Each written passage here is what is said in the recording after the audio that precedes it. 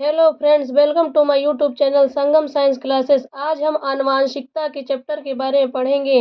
आनुवांशिकी जीव विज्ञान की वह शाखा जिसके अंतर्गत आनुवांशिक लक्षण एवं उनकी वंशागति विभिन्नता आदि का अध्ययन किया जाता है, आनुवांशिकी कहलाता है।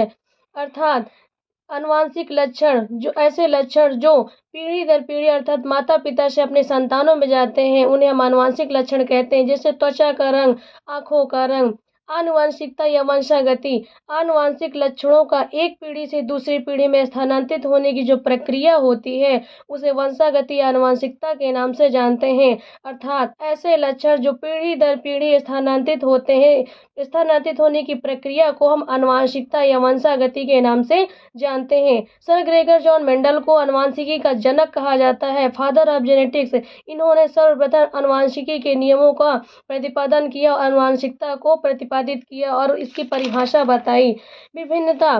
सर ग्रेगर जॉन मेंडल ने विभिन्नता को अपने नियमों में विशेष योगदान दिया। इन्होंने कहा है, प्रत्येक व्यक्ति आपस में एक दूसरे से किसी न किसी कारण विभिन्न होता है। अर्थात एक ही जाति के विभिन्न सदस्यों के मध्य पाए जाने वाले अंतर के कारण एक दूसरे से भिन्न लगते हैं, विभिन्नताएं कहलाती हैं। अर्थात माता पिता से आनुवांशिक लक्षणों को वंशागति में प्राप्त करने पर भी संतानें कभी कभी अपने माता पिता के समान नहीं होती है, वे कुछ न कुछ लक्षणों में भिन्न हो जाती है, जिसे हम विभिन्नता के नाम से जानते हैं।